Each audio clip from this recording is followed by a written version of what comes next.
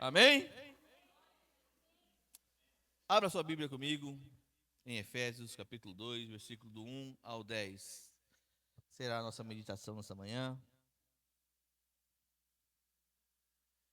E eu amo a carta de Efésios, irmãos, porque Efésios, para muitos, é uma versão compacta do Evangelho.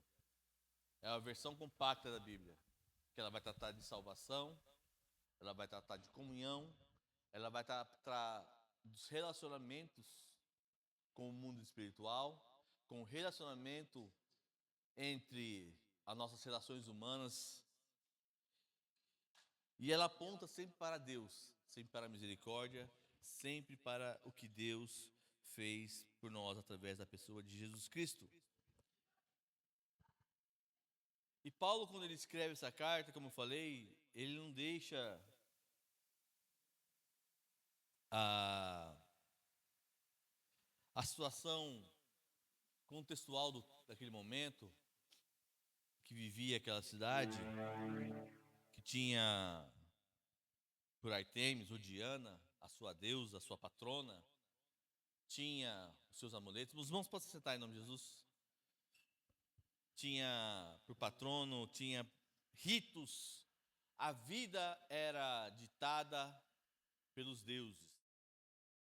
Era ditada pela sua estrutura espiritual vigente na época. Só que Paulo ele vai trazer que existe uma diferença agora em Cristo Jesus. Tanto é que eles entenderam, se converteram e queimaram os seus livros, os seus amuletos. Que se tivesse ajuntado daria muito dinheiro. Quer dizer que aquilo que ele diz em 2 Coríntios capítulo 5, versículo 17, que agora eu sou uma nova criatura, uma nova pessoa em Cristo Jesus. E as coisas velhas se passaram e eis que tudo se faz novo. Então não cabia andar com Cristo e manter os amuletos, os patuás, os livros de encantamentos. Nem que custasse algum dinheiro, nem que custasse algum valor, eles optaram por queimar, por entender e viver essa vida nova em Cristo Jesus, a qual está assegurado todas as bênçãos nas regiões celestes. Amém? Os irmãos encontraram na sua Bíblia aí, Efésios capítulo 2, versículo 1. Eu queria um pouquinho d'água aqui, por favor, em nome de Jesus. Comemos carne ontem à noite, então a garganta está seca. E ainda comemos à noite, quase no final da... Não combina já com uma pessoa de 40 anos esses rolês não, tá? Vou deixar os irmãos avisados já. Pro Gabriel foi bom, pro irmão Moisés foi bom. Regaçaram, bateram bem lá. Tão novo já. Mas para mim, meu Jesus. Glória a Deus, aleluia. Lê para mim, irmã Kátia, por favor. Efésios 2, do 1 ao 10. Ele lhes deu vida quando vocês estavam mortos em suas transgressões e pecados, nos quais vocês andaram noutro tempo, segundo o curso deste mundo, segundo o príncipe das potestades do ar, do espírito que agora atua nos filhos da desobediência. Entre eles também nós todos andamos no passado, segundo as inclinações da nossa carne, fazendo a vontade da carne e dos pensamentos. E éramos por natureza filhos da ira, como também os demais. Mas Deus, sendo rico em misericórdia, por causa do grande amor com que nos amou, e estando nós mortos em nossas transgressões, nos deu vida juntamente com Cristo. Pela graça vocês são salvos. Aleluia. E juntamente com Ele nos ressuscitou e com Ele nos fez assentar nas regiões celestiais em Cristo Jesus, Deus fez isso para mostrar nos tempos vindouros a suprema riqueza da sua graça em bondade para conosco em Cristo Jesus. Porque pela graça vocês são salvos, mediante a fé. E isso não vem de vocês, é dom de Deus, não de obras, para que ninguém se glorie. Pois somos feitura dele, criados em Cristo Jesus para boas obras, as quais Deus, de antemão, preparou para que andássemos nelas. Amém? Os irmãos lembram que na semana passada nós falamos sobre as riquezas da nossa posição em Cristo Jesus e nos lugares celestiais. E hoje Paulo ele vai nos levar para o outro lado da história. Vai mostrar o abismo de onde nós saímos. A Bíblia vai dizer, o salmista vai dizer que ele nos tirou de um lago de charco, da onde o filho pródigo foi arrancado. Ele vai deixar claro para os irmãos de Efésios, e ele vai dizer, olha, outrora vocês também foram assim, eram filhos da fúria de Deus, inimigos de Deus.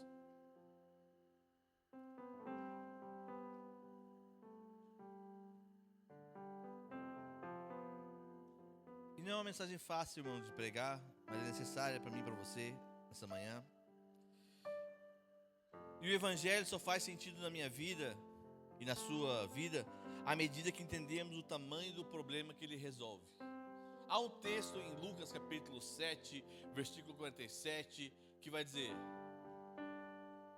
que quanto mais eu sou perdoado, mais eu amo.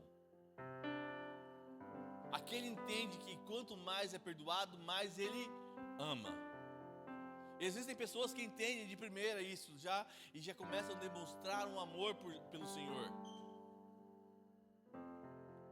Eu, quando fui perdoado pela Kiki e por Deus, a minha vida mudou.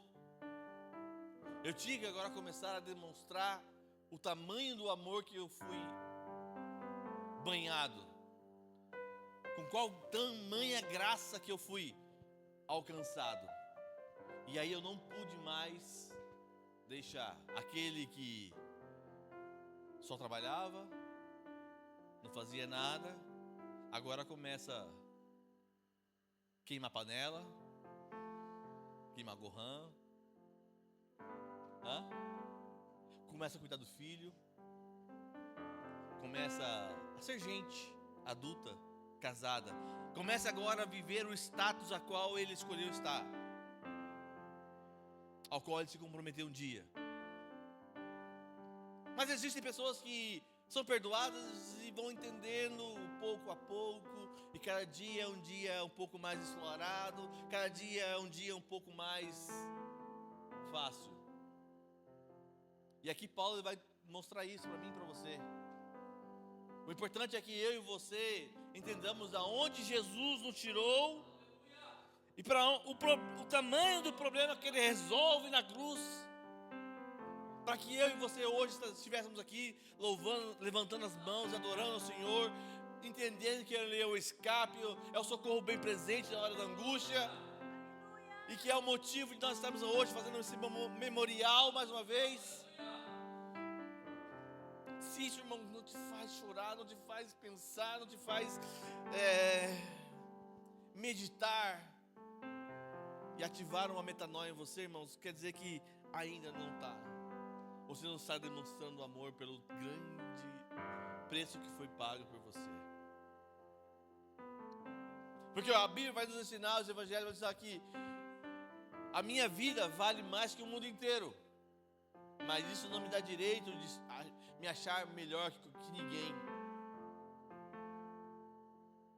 Fala do quão grande foi o preço necessário, do quão grande abismo espiritual que o pecado adâmico me colocou, te colocou, e da onde esse preço, esse homem foi e colocou e nos tirou daquele lugar e nos trouxe para o reino do Filho do seu amor.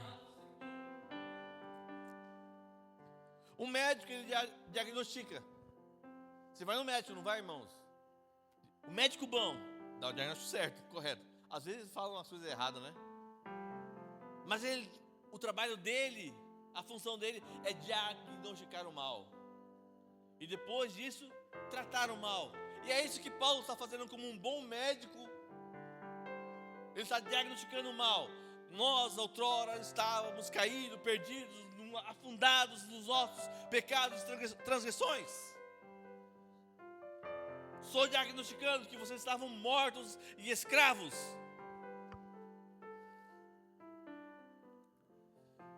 Mas não se preocupa, há um tratamento. E depois do tratamento, algo nasce.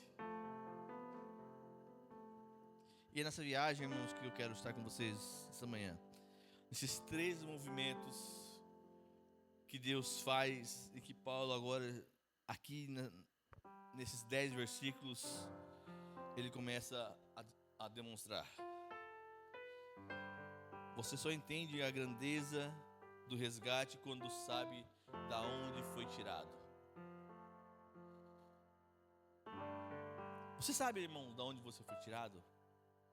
Da onde você estava, para onde você estava correndo? A sua vida vai dizer com atitudes se você sabe mesmo. Os efésios viviam num universo saturado de poderes invisíveis. Era um lugar muito místico. Era um lugar muito onde eles tinham uma crença em astrologia, na mitologia.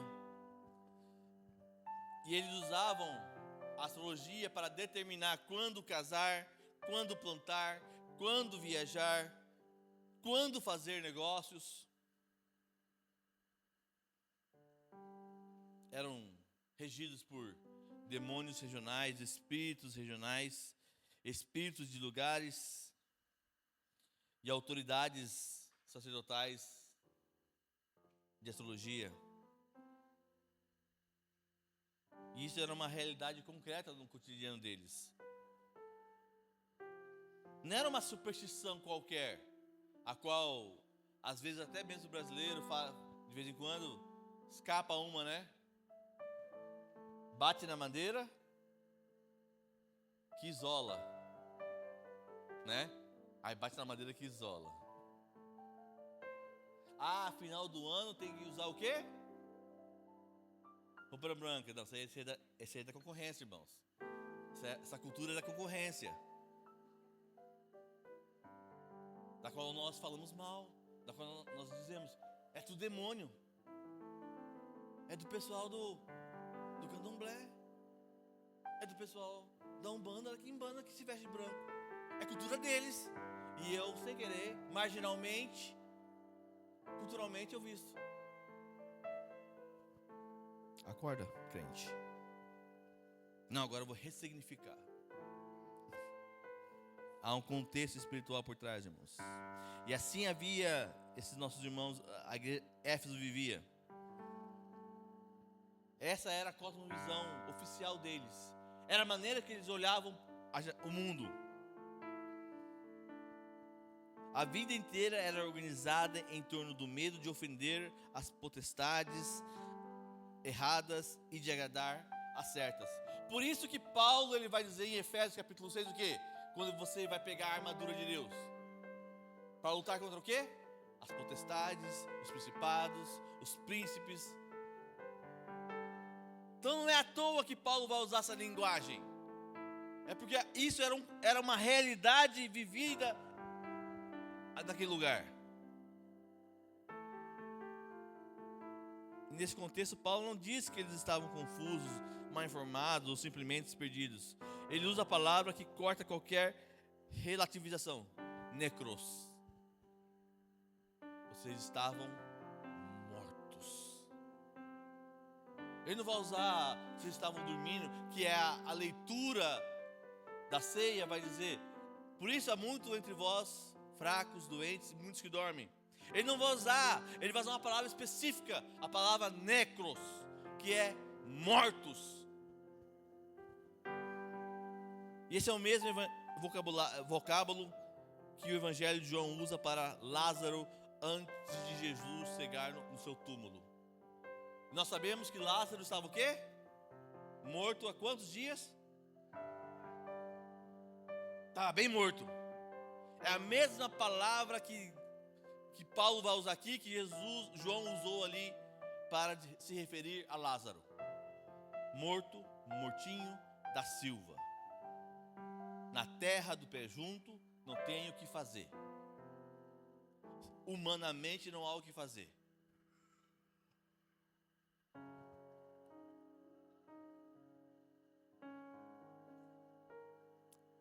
E hoje a nossa cultura contemporânea, ela não gosta, irmãos, da palavra morte espiritual. Nós preferimos falar em jornada, em evolução pessoal, em potencial a ser desenvolvido. As redes sociais constroem a narrativa de que todo ser humano, no fundo, é bom. Só precisa encontrar o caminho certo. Vai falar, eu estou falando bobagem, irmãos? Ou a cultura popular da rede social brasileira, ela está dizendo o contrário?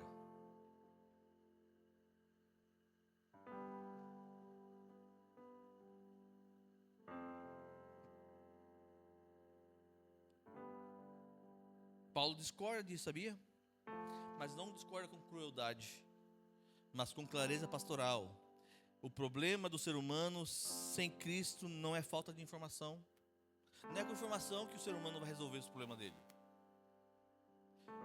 Não é com motivação, vai lá, você é lindo, você é precioso. Não é com motivação que você vai resolver seus problemas. Não é com a oportunidade. Dá uma oportunidade para a Kátia vai ver que a Kátia vai melhorar. Ela vai deixar de ser a Kátia.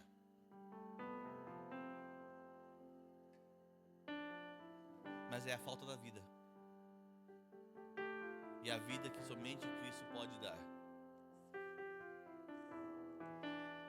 E essa vida não é uma vida de esforço próprio. Ela precisa vir de fora. Ela precisa ser derramada nas pessoas. E é exatamente que Efésios 2 se torna a melhor notícia possível. Porque o texto não para no diagnóstico do versículo 3, do 1 ao 3. Mas no versículo 4,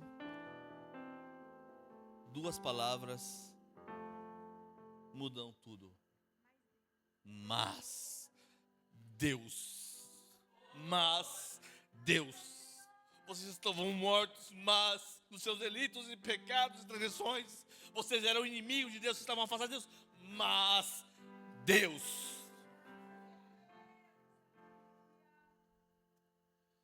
O diagnóstico nosso era mortos e escravos. Efésios 2, 1 ao 3, Romanos 6, 17, Tiago 1, 14 e 15.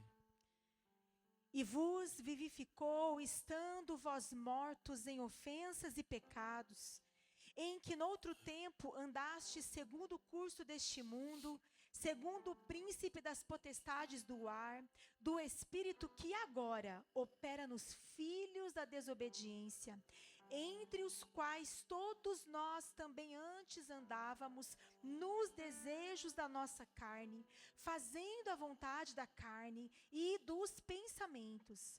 E éramos por natureza filhos da ira, como os outros também. Romanos 6,17. Mas graças a Deus que tem sido servos, mas graças a Deus que tendo sido servos do pecado, obedecestes de coração a forma de doutrina a que fostes entregues. Tiago 1, 14 e 15. Mas cada um é tentado, quando atraído e engodado pela sua própria concupiscência. Depois, havendo a concupiscência concebido, dá à luz o pecado, e o pecado, sendo consumado, gera a morte. Amém. Paulo descreve a condição humana sem Cristo a partir de três eixos que se reforçam. E se reforçam mutuamente. O primeiro é o externo e cultural. o curso deste século.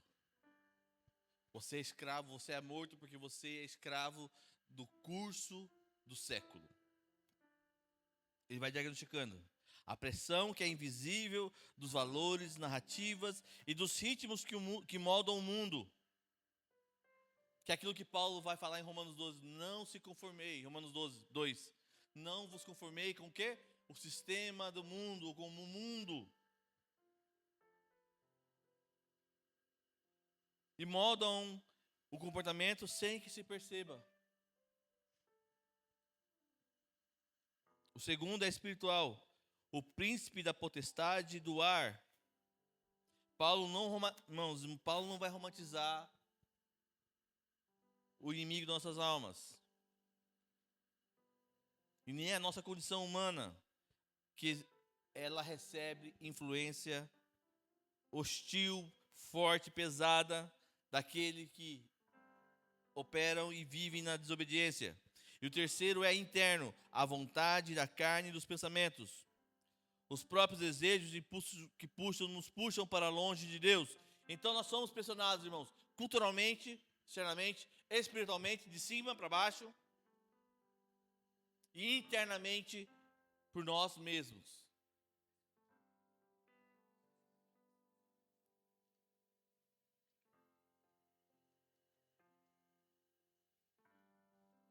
Que é a palavra, irmãos, vamos lá.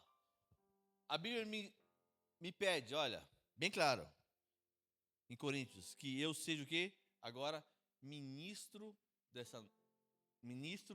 da reconciliação. Amém? Tá certo isso, não certo? Procura para mim um versículo aí. Esse versículo, acho que é capítulo 5, se eu não me engano. Somos ministros da reconciliação. Porque agora vocês foram reconciliados com Cristo. Só que eu e você somos esses ministros da reconciliação? Fazemos isso, vivemos isso diariamente? Sim ou não? Porque existe o quê? Uma pressão cultural, existe uma pressão espiritual, e existe um ser humaninho aqui dentro que não quer fazer. Só que nós não paramos para pensar. E Paulo parou para pensar e falou assim, olha, é assim que vocês era o estado de vocês. 5:18, lê para mim. E tudo isto provém de Deus, que nos reconciliou consigo mesmo por Jesus Cristo e nos deu o ministério da reconciliação. Me foi dado, sabe o que é dado? Ontem foi aniversário do presbítero. A gente foi lá, vamos pagar o do Eduardo, pagamos. Aí no final, o que passou foi dado para ele. Ele poderia fazer o quê? Não quero. Mas ele aceitou porque ele viu valor. Amém, glória a Deus. Quando Deus fala assim, olha, vocês foram agora uma nova criatura, vocês foram reconciliados, agora eu te dou esse ministério. E eu rejeito porque eu não vejo valor. E aí eu fico inerte a isso. Mas Paulo está explicando para mim e para você, irmãos, que antes de Cristo nós vivíamos sob essa pressão, externa e interna. Romanos vai dizer, graças a Deus tendo sido servos do pecado, mas graças a Deus que tendo sido servos do pecado antes, obedeceste de coração a forma da doutrina que fostes entregue. Será que esse versículo nós estamos vivendo? Mas cada um é tentado e arrastado, seduzido pela própria concupiscência. Depois, a concupiscência, havendo recebido, dá à luz, e o pecado, sendo consumado, gera morte. Tiago, ele vai ilumina o movimento interno do ser humano.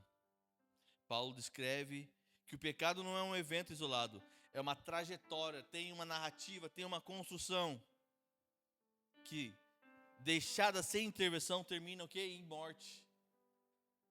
Tem que haver um tratamento, Tem que haver uma intervenção de fora, de alguém que é treinado, de alguém que sabe o que está fazendo. O diagnóstico não é para condenar. Mas nós temos medo do diagnóstico, não temos? Diagnóstico é somente agora. Preciso do quê? De tratamento. Preciso de intervenção. É para nos mostrar que o problema exige uma solução que vai além de mim. Eu tenho que me deitar aos cuidados de outrem. Você agora, só porque agora você tem internet, ChatGPT, você trata a sua diabetes sozinha.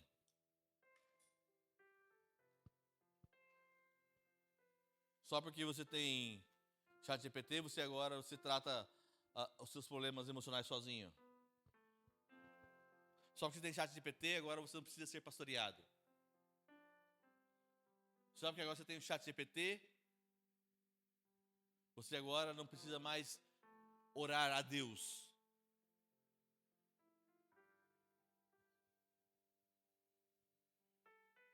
Dois, a intervenção. O que Deus fez, mas Deus. Efésios 2, 4 a 7, Lucas 15, 20, Colossenses 2, 13. Mas Deus, que é riquíssimo em misericórdia, Colossenses. pelo seu muito amor com que nos amou, estando nós ainda mortos em nossas ofensas, nos vivificou juntamente com Cristo. Pela graça sois salvos. E nos ressuscitou juntamente com Ele, e nos fez assentar nos lugares celestiais em Cristo Jesus, para mostrar nos séculos vindouros as abundantes riquezas da sua graça, pela sua benignidade para conosco em Cristo Jesus. Lucas 15, 20. E levantando-se, foi para seu pai. E quando ainda estava longe, viu o seu pai, e se moveu de íntima compaixão, e correndo, lançou-se-lhe ao pescoço e o beijou. Colossenses 2, 13. E quando vós estáveis mortos nos pecados e na incircuncisão da vossa carne, vos vivificou juntamente com ele, perdoando-vos todas as ofensas. As duas palavras que abrem o versículo 4 é mas Deus. São uma das mais poderosas viradas que temos na Bíblia. O versículo 3 termina como filhos da ira.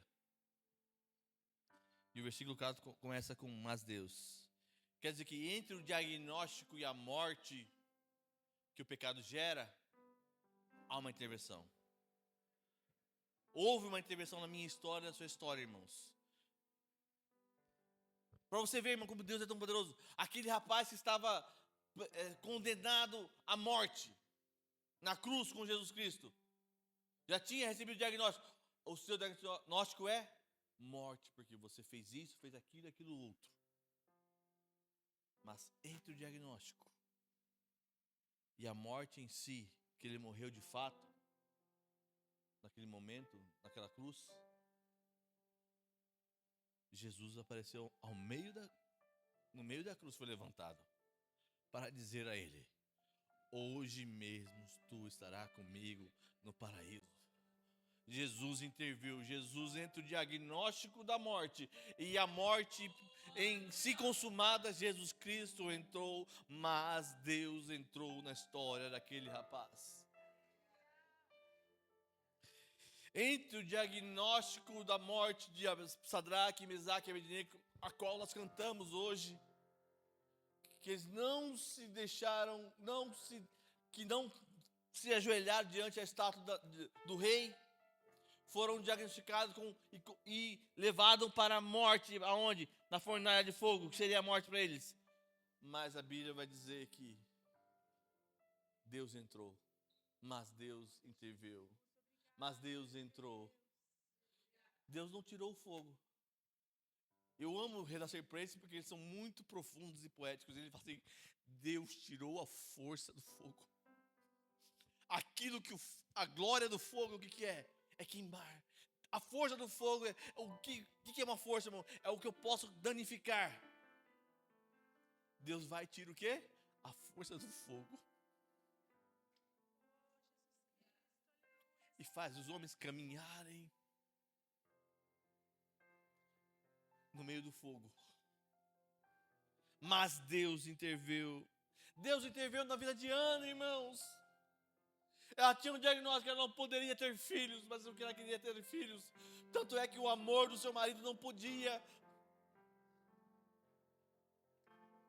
a deixar feliz totalmente, porque ela era humilhada. Mas Deus, através da boca do profeta, do sacerdote Eli, assim como tu pediste, no ano da vida, tu terás um filho. Ela ia morrer estéril, irmãos, com diagnóstico, mas Deus entrou na história de Ana. E assim como Deus entrou na minha história, na sua vida, Ele quer entrar de novo, irmãos.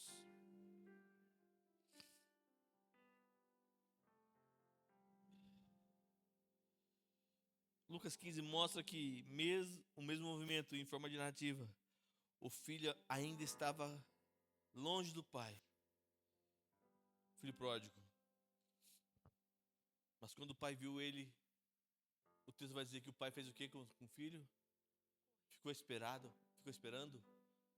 Ele interviu, ele viu o movimento do filho, que entendeu o diagnóstico que ele tinha, do erro que ele cometeu, e correu para o seu filho, o restaurando, colocando anel, capa, sandália, preparando festa. Não perguntou como foram os dias tenebrosos, somente veio e recomeçou a história. Colossenses vai falar, versículos 5 e 6, vão trazer 3 verbos e uma nova vida. Paulo usa 3 verbos compostos pelo prefixo grego sim, que é juntamente com. Deus poderia fazer tudo e depois dar. Só que Paulo vai dizer assim, olha, nós fomos juntamente com Cristo. Juntamente com Cristo. Juntamente com Cristo. Ele deixa, para deixar bem claro para mim e para você, que fomos juntamente com Cristo. Houve uma intervenção exterior e juntamente com Ele. Juntamente com Ele. O texto vai dizer no versículo 5 e 6. A vida do crente, irmãos, não é melhorada, é uma vida que é unida à vida de Jesus Cristo. Por isso que nós podemos chegar um dia e cantar como Paulo escreveu: já estou crucificado com Cristo, a minha vida e a dele é a mesma. E a vida que eu vivo agora, eu vivo nessa carne, eu vivo agora pela fé, por meio daquele que me chamou e que me amou.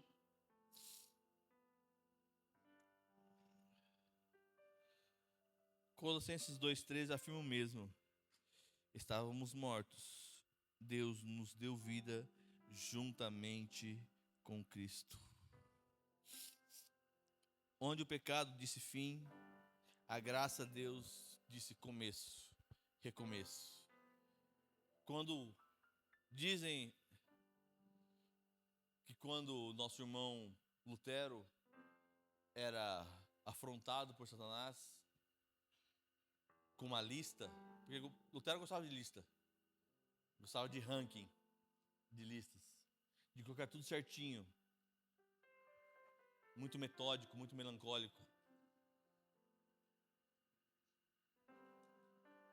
E nesses embates, Satanás o acusava: você é isso, você é isso, você é isso, você é isso, isso. Trazendo negatividade para a mente de Lutero. E como todo bom melancólico, isso faz o que na cabeça do melancólico? Expande. Só que agora ele é um melancólico tratado pelo Espírito Santo, que crê na palavra do Senhor.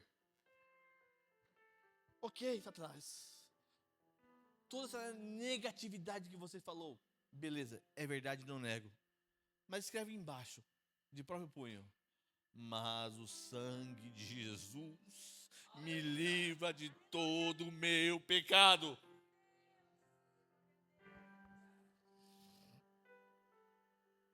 E porque eu fui juntamente agora salvo em Cristo Jesus. E agora, Deus, irmãos, no terceiro passo, Efésios 2, 8, 10, Título 3, 5, Filipenses 2, 13. Efésios 2, do 8 ao 10. Porque pela graça sois salvos, por meio da fé. E isso não vem de vós, é dom de Deus. Não vem das obras, para que ninguém se glorie. Porque somos feitura sua, criados em Cristo Jesus para as boas obras, as quais Deus preparou para que andássemos nelas. Tito 3:5. Não pelas obras de justiça que houvéssemos feito, mas segundo a sua misericórdia, nos salvou pela lavagem da regeneração e da renovação do Espírito Santo. Filipenses 2:13. Porque Deus é o que opera em vós, tanto o querer como o efetuar, segundo a sua boa vontade. Amém. E Paulo vai fechar esse trecho no terceiro movimento com precisão. A salvação é pela graça. Ela é mediante a fé. A graça é o fundamento. É o que Deus faz. A fé é o canal, como o ser humano recebe. E para que não reste dúvida sobre a origem dela, Paulo acrescenta: isso não vem de vós. Alguém, um terceiro teve que fazer por vós. Alguém teve que intervir. É um dom de Deus. O texto não nos permite glória do resgate e que seja dividido. A Bíblia vai dizer o quê? Que Deus não divide a sua glória com ninguém.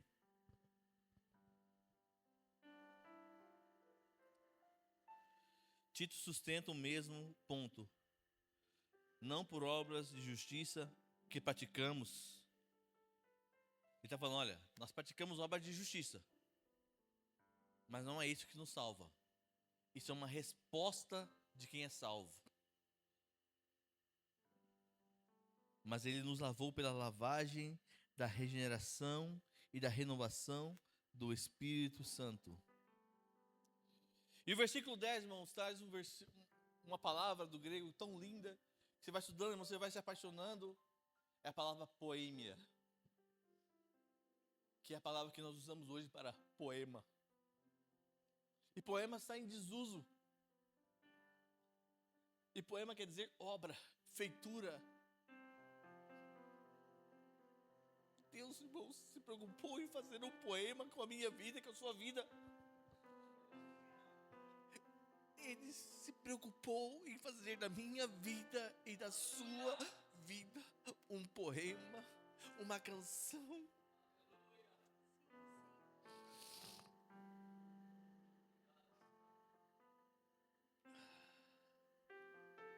Somos feitura de Deus. Somos sua obra, somos sua obra de arte, irmãos. O valor que há em Cristo Jesus, ao valor que há, irmãos, na intervenção dos céus, na minha vida e na sua vida, que estava correndo para a morte eterna.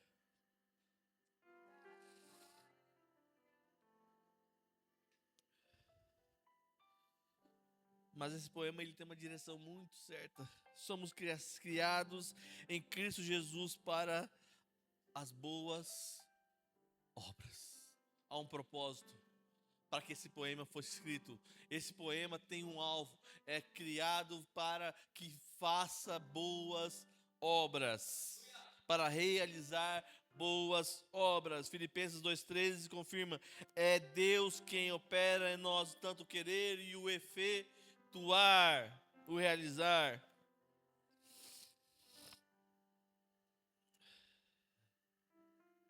Então tudo que fazemos, irmãos, hoje,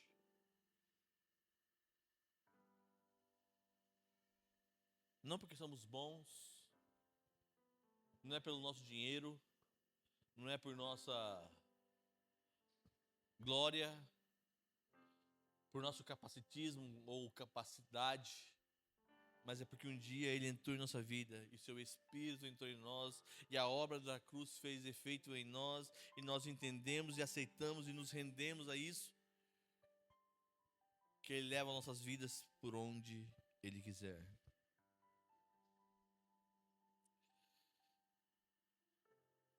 As nossas boas obras, irmãos, não são as raízes da nossa salvação, mas o fruto que é inevitável de uma árvore viva. Então, irmãos, como eu comecei, eu entendi, irmãos, a obra de amor, de perdão que eu fui alcançado. Logo eu não poderia ficar sem fazer nada, sem responder a esse amor que foi me dado, derramado em minha vida, sem ficando de braços cruzados. Eu tinha que nascer um novo homem casado, não mais aquele homem que estava lá naquele dia escrevendo, assinando um contrato social, mas aquele homem a qual a minha esposa esperava ter ao lado dela, que o meu filho precisava como um pai.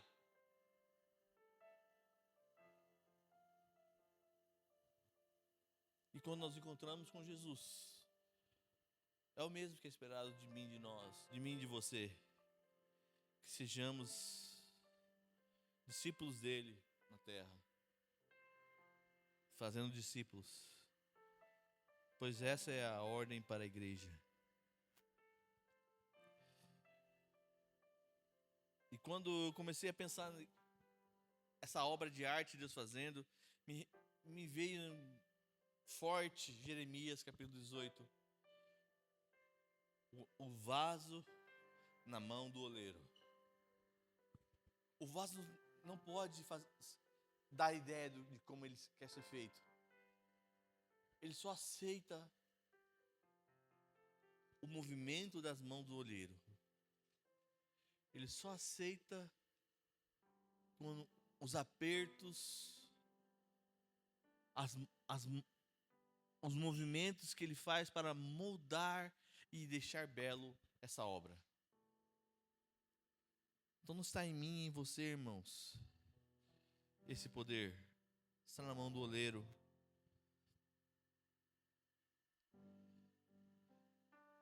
E nós fomos chamados de cadáver a ser uma obra de arte. Efésios 2, 1 ao 10, já lemos. Ezequiel 37, 5 e 2 Coríntios capítulo 5, versículo 17, para nós encerrarmos. Ezequiel 37, 5. Assim diz o Senhor Jeová a estes ossos: eis que farei entrar em vós o Espírito e vivereis.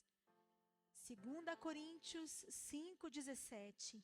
Assim que, se alguém está em Cristo, nova criatura é. As coisas velhas já passaram, eis que tudo se fez Aleluia. novo. Quando Deus fez o homem em Gênesis, Deus ele cria pelo poder da palavra tudo que existe na realidade. Mas quando ele foi fazer o homem, ele falou o quê? Façamos o homem a nossa imagem e semelhança.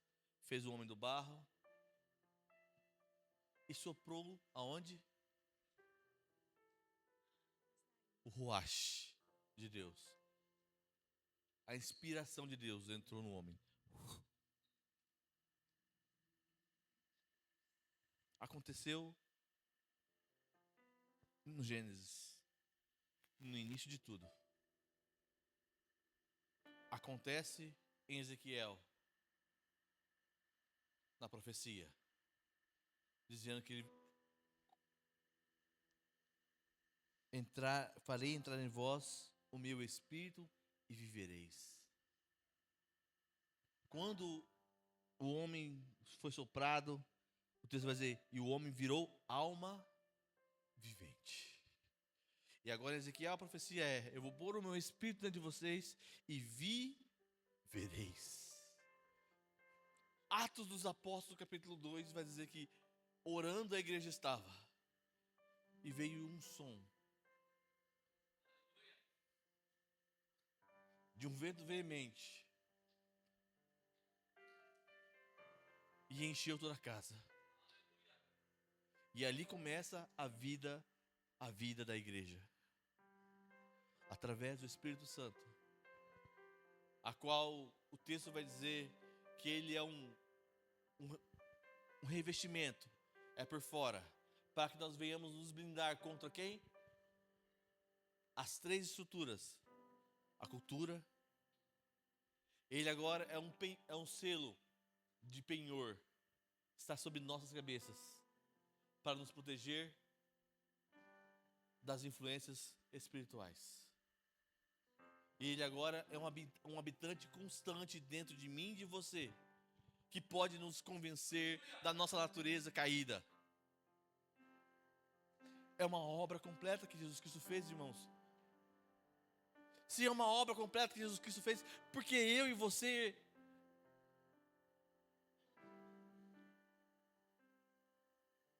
nos contemos, aceitamos nada, não podemos aceitar nada além disso. Porque qual é, irmãos, a promessa de Jesus Cristo? Eu vim para dar vida e vida em vida e vida em quê? A sua vida está abundante, irmãos? Ou você ainda peca deliberadamente? Aos homens, quando passa uma mulher bonita, porque existe, tá bom, irmãos? Existe mulher bonita, fora a sua, fora a minha. Existe, irmãos. Existe, elas estão aí andando. Ela somente é uma mulher bonita ou ela é uma mulher gostosa? Que há uma diferença. Quando eu penso na palavra e no que cada palavra significa, se você, irmãos, na sua cabeça ela é gostosa, você está com um problema estrutural. Você está vivendo uma vida não plena. O belo, o bonito é o quê? É para ser contemplado. O gostoso é para ser o quê? Provado.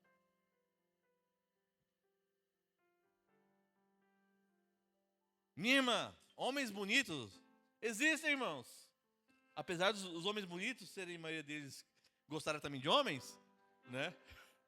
Mas eles estão aí também, eles andam assim, em menos quantidade, mas tem.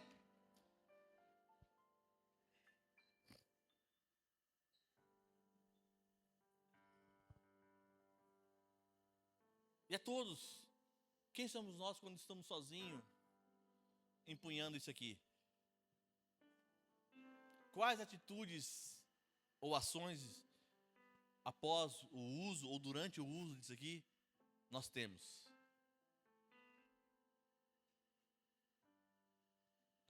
O Espírito Santo já mora dentro de mim e de você. A obra, a intervenção foi perfeita, sob medida, suficiente, meu irmão. Por quê?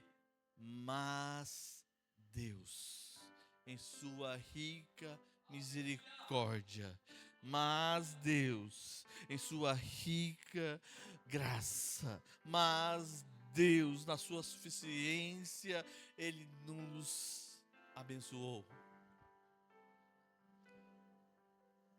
Convido os irmãos para se pôr de pé. E se há algo que te acusa, vem à frente, vamos orar por você. Porque aqui não está pessoas para te acusarem. Aqui estão ministros da reconciliação.